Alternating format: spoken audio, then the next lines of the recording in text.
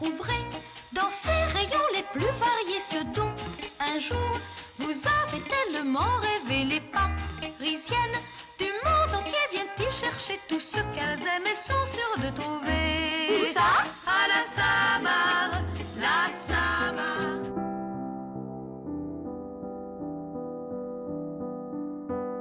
Bonjour, nous sommes Nicolas et Agnès, vous écoutez les Snobinards, un podcast sans prétention ou presque. Ici on parle de sujets qui nous bottent, qui nous rendent dubitatifs, qui nous font rire, qui nous procurent de l'émotion, bref, plein de choses qui nous animent et nous rapprochent. Aujourd'hui, il sera question de sacrilège, de King Kong, de fauteuils à 80 000 € et de rooftop pour les riches.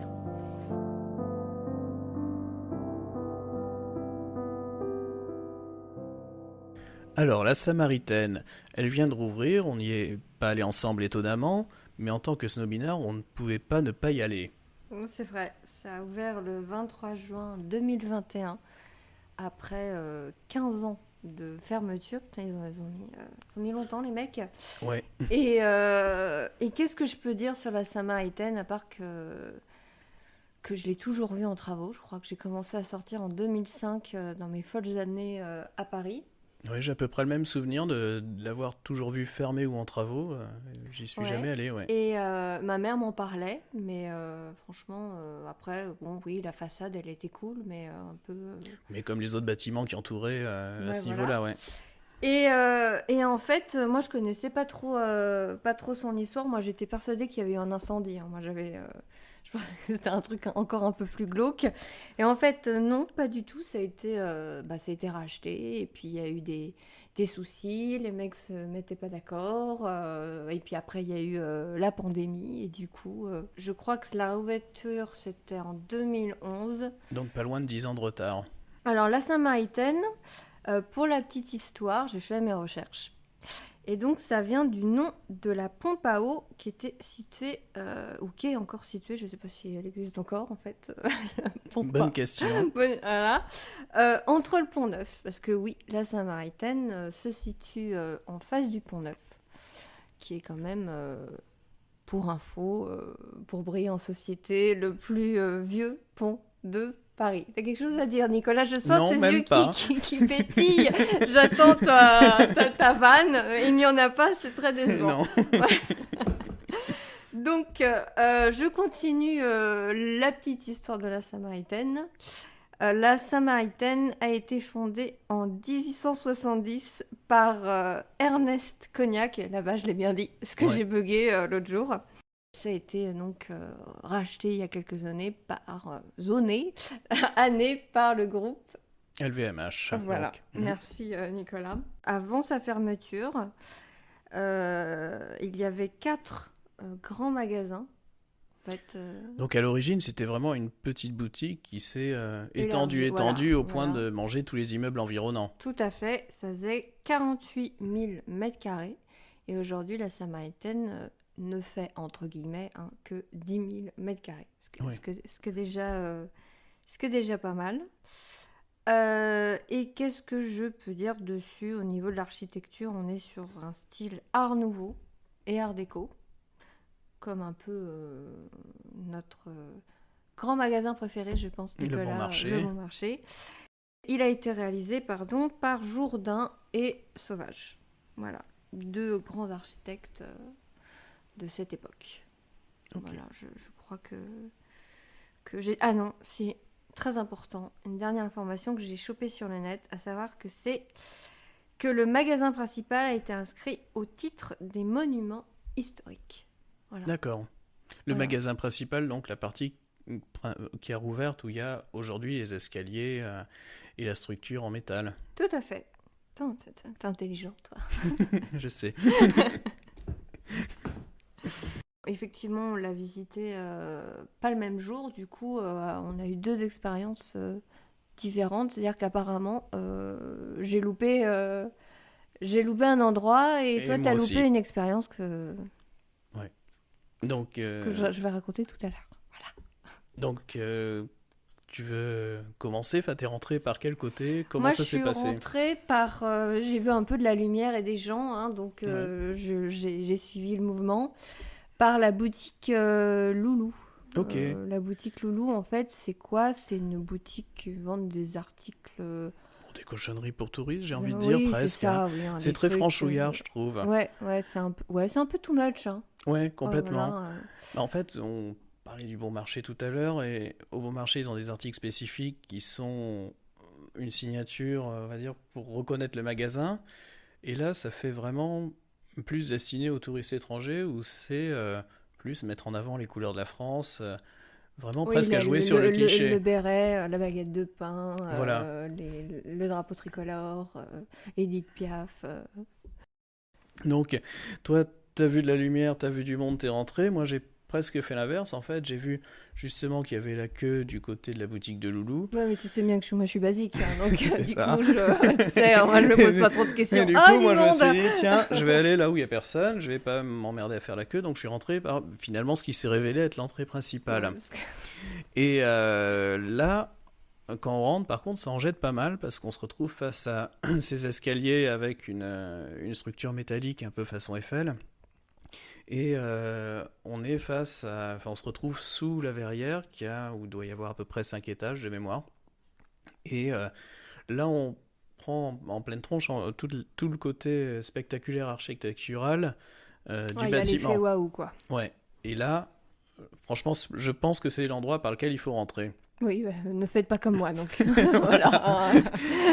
Et ce qui m'a surpris quand on est habitué aux autres grands magasins parisiens, c'est l'accueil que j'ai trouvé presque stéréotypé à l'américaine, où vraiment c'est presque comme à Disneyland, où on a presque les haies d'honneur des vendeurs du magasin qui vous souhaitent la bienvenue, etc.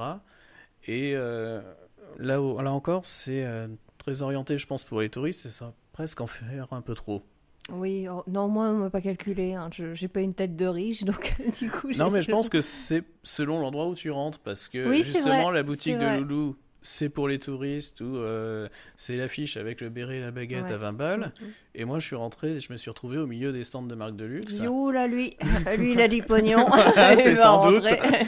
Oh là Et là. où il y avait, alors je sais plus, enfin je me rappelle notamment, il y avait Marni, parce que j'ai repéré, enfin il y a un sac de chez eux qui m'a accroché à l'œil. Alors ensuite je suis allé vérifier, c'était un sac en shearling. Donc c'est là que on va se coucher moins qu'on se soir, mais j'ai Ah. appris ce que c'était que le shearling. Oui.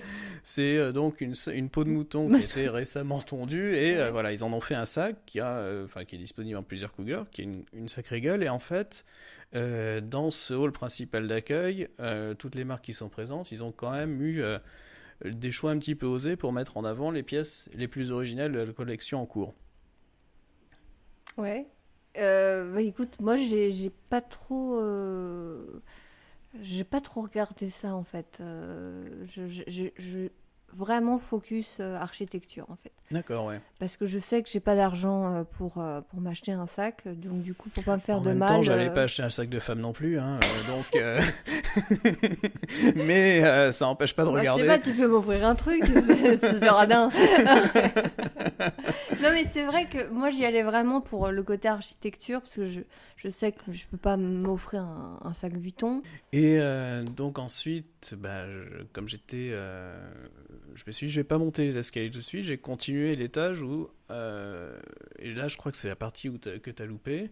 En allant sur la droite de l'entrée principale, on se retrouve dans une partie qui est beaucoup moins spectaculaire en termes d'architecture, c'est presque bas de plafond même, c'est des murs blancs, un plafond blanc, il y a vraiment rien de remarquable, et du coup ils ont essayé de compenser avec des petites scénettes.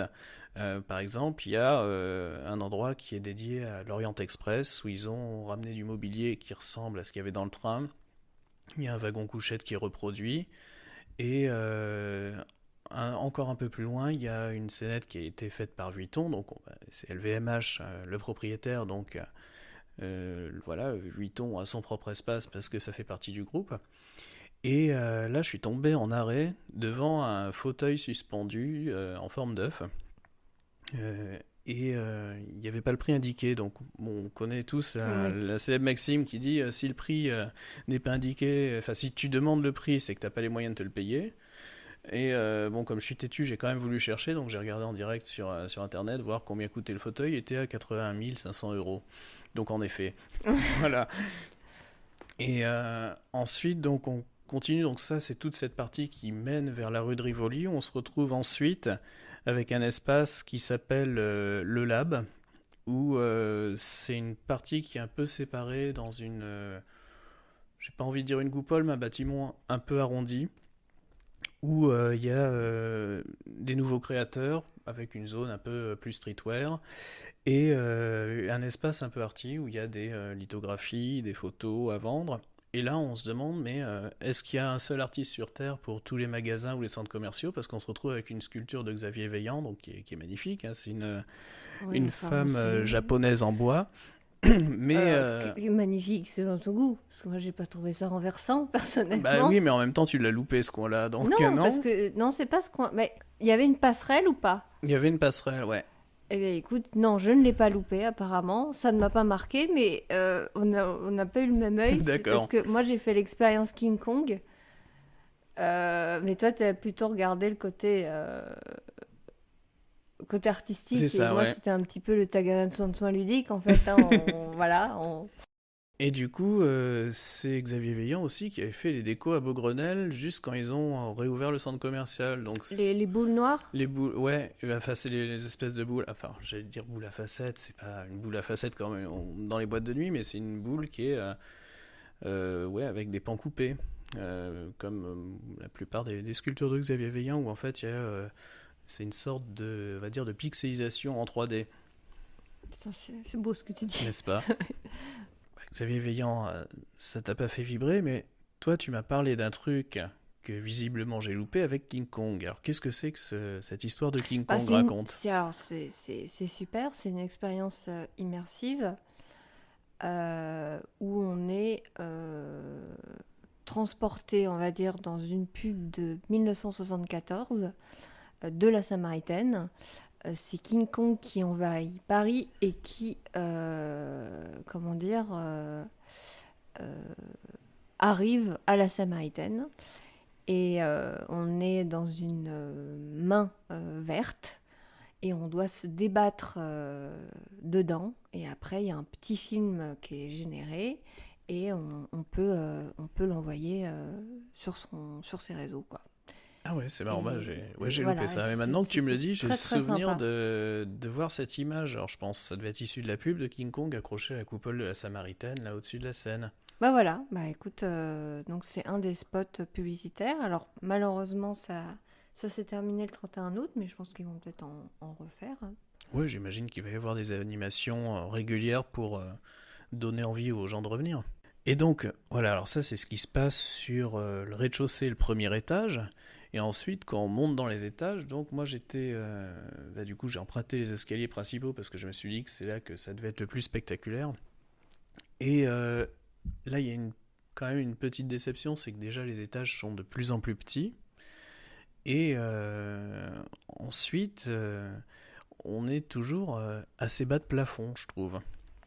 Oui, et puis franchement, les marques, c'est pas non plus. J'étais assez déçue par la sélection, même la partie chaussures. Je sais pas si tu as vu la partie chaussures. J'ai regardé, ouais. C'est c'est très touriste, quoi. C'est vraiment le côté Louboutin, des marques françaises. Euh, Touriste et un peu tape à l'œil aussi. Moi, ouais, j'ai. mm, Alors, côté homme, par exemple, j'ai trouvé qu'il y avait une place énorme pour Virgil Abloh, par exemple. Alors, je sais qu'il est complètement à la mode, mais c'est quand même vachement typé streetwear. C'est un style qui plaît pas à tout le monde. oui, et toi qui es très Paul Smith. Voilà, et justement, il n'y a pas Paul Smith, par Ah exemple. voilà, mon Dieu, Donc, sacrilège. voilà. Et au dernier étage, le clou du spectacle, on va dire, la La verrière, verrière, ouais. avec une magnifique fresque qui a été entièrement restaurée. Et beaucoup Il y a un restaurant, Ouais. où, Restaurant-café. voilà, donc normal, quoi. Enfin, un peu Et basique. justement, comme tu dis, normal, et enfin, c'est une déception d'avoir un truc seulement normal dans un lieu comme ça. C'est que je m'attendais à ce qu'il y ait un rooftop qui soit ouvert, et en fait, il est réservé à l'hôtel qui est au sommet du magasin. Oui, pour les riches, quoi. Voilà, Pas pour le peuple. exactement. Donc en intro, tu disais que notre magasin préféré c'était le Bon Marché. Est-ce que aujourd'hui, avec l'ouverture de la Samaritaine, ça pourrait changer? Bien, le slogan on trouve de tout à la Samaritaine, non, en fait, on trouve pas de tout à la Samaritaine. Ouais.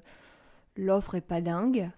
Bah, c'est vrai qu'on parlait de Paul Smith, mais au Bon Marché, il y a la grande épicerie. Là, il y a rien. On va dire, il n'y a pas de rayon épicerie fine. C'est dommage, ça manque. Non, et puis on trouve soit beaucoup de luxe hors portée, soit des. Alors porté, pas toujours de bon goût en plus. Oui, bah souvent, hein, Mm. j'ai pas envie de casser le lire, mais voilà. Mais souvent, ce sont des magasins qu'on retrouve, enfin des corners qu'on retrouve dans les centres commerciaux, Maje, Sandro et autres. Donc bon, franchement, je me dis pas, ah, tu l'as trouvé, ouais, exclusivement à la Samaritaine, et c'était dingue. Même la partie beauté. Bon, il y a éventuellement une vendeuse qui me disait ah oui, alors c'est un truc venu des States, machin. Oui, bon, je le retrouve au Bon Marché aussi, hein, Mm. donc Et c'est vrai que tu parlais de l'exclusivité. Il y a quand même énormément de créations exclusives au Bon Marché, par exemple. Ils font vraiment cet effort d'aller démarcher les marques, d'aller fouiller un peu partout, alors peut-être pas dans le monde, mais enfin, auprès de partenaires pour proposer des choses inédites qu'on trouve pas ailleurs. Et c'est sans doute ce qui manque à la Samaritaine, où j'ai l'impression que la sélection est un peu plus facile pour simplement séduire le touriste de passage. oui, je pense que c'est un cliché de plus, un lieu touristique plutôt qu'un magasin pour les Parisiens en fait. Donc c'est le cliché parisien plutôt que le plaisir pour les Parisiens.